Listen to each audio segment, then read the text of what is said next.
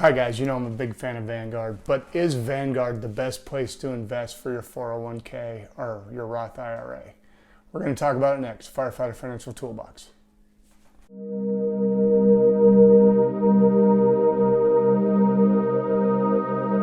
Hey, welcome back. You guys know I'm a huge fan of Vanguard, but I decided to take a look and see if Vanguard really is the best place to put my money for an investment future. You know I'm a big fan of Vanguards. You're a shareholder there. I've always used them. Their fees are low. But I decided to take a look to see if they are, in fact, the best thing going out there. Now, you know I'm a big guy on fees. Fees are huge. It's one of the things you can control in your investing future. So we always keep fees low. So I decided to look at the top three, the big three in the brokerage houses: Charles Schwab, Fidelity, and Vanguard. We're going to take a look at each one. We're going to compare like animals to like animals. So we're going to say that we're going to look at the total stock market index and the S&P 500 index from each of these companies. We're going to compare the prices. We're going to compare the other services they involve. And we're going to look at up pretty much everything we can about it.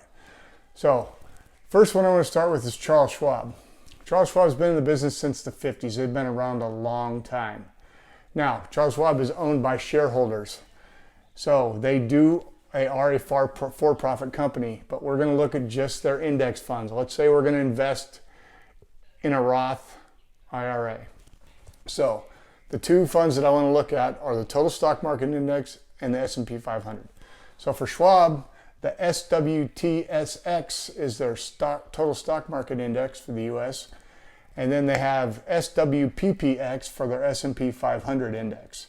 So the price for the total stock market index, ticker SWTSX, is 0.03%. So 3 basis points. Basically, that means $3 per thousand, you guys. So that's a good price. Their S&P 500 index is 0.02, so even cheaper. $2 per thousand. Another advantage that Schwab has is they have over 300 actual locations where you can go in and talk to a broker or a investment professional if you want to. Not option with Vanguard, okay? I could not find anywhere where Schwab has actual account fees, maintenance fees, or a minimum fee to open an account. Now, if anybody knows that that's incorrect, please leave it in the comments, let me know. I scoured their website, I couldn't find it, so I believe that to be the case. Also, if you're an ETF investor, you'd rather use ETFs than index funds. ETF for their total stock market index is ticker SCHB. That's got an expense ratio of 0.03%, so the same as their index fund. If you want, now they don't actually have an S&P 500 ETF that I could find. I did find a large cap core, which is basically the same thing as an S&P 500, and that's ticker SCHX, and that also has a expense ratio of 0.03%. So those are pretty good options, pretty comparable. In fact, actually a little bit cheaper in some cases than Vanguard. And you have the option of going to a branch if you want. So let's take a look now at Fidelity. Fidelity also has over 200 offices or branches where you can go in and talk to a professional if you need to. I looked here in Portland, we have 2 in our area, even close by. Fidelity has 3 funds we're going to talk about. They actually have, we'll talk about their standard total stock market index, ticker symbol FXIAX. That has an expense ratio, guys, of 0.015%. So basically you're paying $1.50 on 1,000. That is cheap.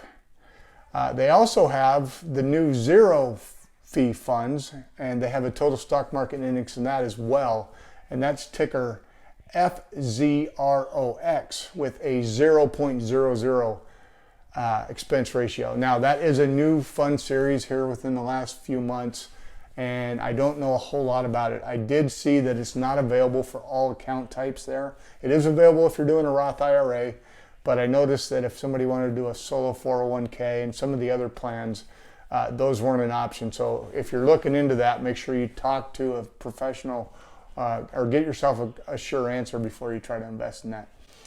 If we're talking about the S&P 500 index there, that also has a like expense ratio of 0.015. That's ticker FXAIX, and that's the Fidelity S&P 500 index. They also appear to have no minimum fees, no minimum balances to open their accounts that I could find. Again, if you guys know that not to be true, please leave a comment down there. Let me know. Correct me. Keep me honest. So again, very cheap, very, very inexpensive expense ratios. Let's talk about ETFs.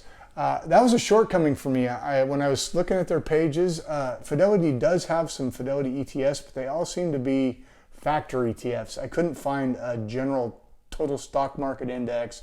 They don't have an S&P 500 index ETF. One thing they do have is they have some, as I said, some factor ETFs that you can buy commission free, but they also have a list of over 300 BlackRock iShare ETFs, which you can buy through their brokerage without any commission fee, and those are fairly inexpensive as well. I believe their total stock market ETF is expense ratio of 0.03, so comparable to Vanguard or Schwab in that respect. All right, so let's talk about my favorite. Oh, before I get into this, you guys, I'm not sponsored by Vanguard or Fidelity or Schwab. I'm not sponsored by anybody. These are only my opinions and only the information that I was able to find on the internet getting ready for this video. I told you, I love Vanguard. I've been a Vanguard guy since I started my first Roth, and I plan to keep my Roths there forever. My wife and I both have Roths there, but there's a few drawbacks. As we said, the good thing is we're shareholders. The way Vanguard passes that on to us as shareholders is they reduce their fees. And once upon a time, they had the cheapest fees out there. Now, some of the other brokerage firms are starting to figure out that fees matter and people are paying attention to them, and they've lowered them. So let's talk about my two favorite funds here. Let's talk about their total stock market index. That's ticker VTSAX. If you get that in the mutual fund, it does have a $3,000 minimum to buy in the index fund. Now, you do not have to keep that $3,000 in there. For example, if I bought for $3,000 and I sold $1,000 to buy something else, I could do that, but I had to start with a minimum of $3,000. The expense ratio for VTSAX is 0.04%, so $1 more on $1,000 than on a couple of the other ones. Now, if I wanted to buy that in ETF form, that would be ticker VTI, which it's the exact same thing, only in ETF form. It's 0.03%. If I was looking to get into an S&P 500 index and I wanted to do it through mutual funds, their ticker symbol for that is FXIAX, and that also has an expense ratio of 0.04%. So comparable, again, to the others. They also have an ETF version of that. That's ticker VOO, and that has an expense ratio as well of 0.03%. So very competitive. Now, why would I pick a mutual fund or ETF? So I told you there's a $3,000 minimum to buy in for a mutual fund. What if I'm a young guy and I don't have $3,000 saved? I want to start saving. I could buy a share of VOO at whatever price was trading that day. I could buy in for that amount, buy one share at a time. Now, talking about which is better as far as index funds or ETFs. If you are planning on doing like direct deposit, where you have $100, let's say a month, deposited into your Roth, you cannot do that if you're buying ETFs, because you have to buy whole shares and you have to buy it at the share price that they're asking for that day. Conversely, with a index fund, you're going to get the NAV price at the end of the day. So it gets there for $100. They're going to buy $100 of VTSAX or whichever index fund you're using at the NAV price, which is the price at the end of the day. So you can get fractional shares in that respect. When you're doing ETFs, there's a couple other things. Remember, ETFs are bought and sold on the exchange, so they're bought and sold more like stocks.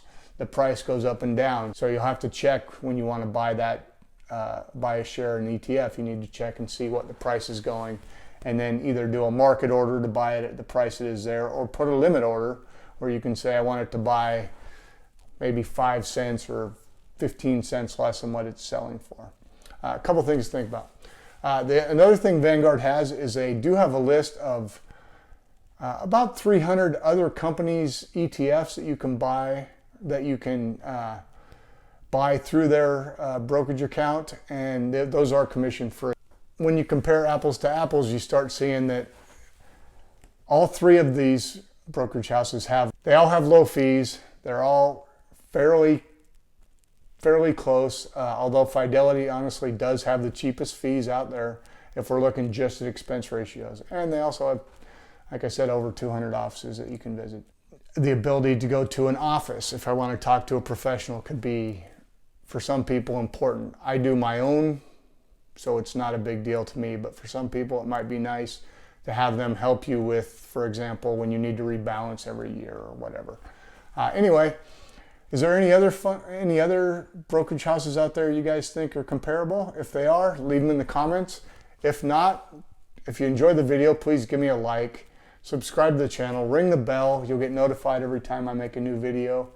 And we'll see you again next week. All right, thanks a lot. Bye.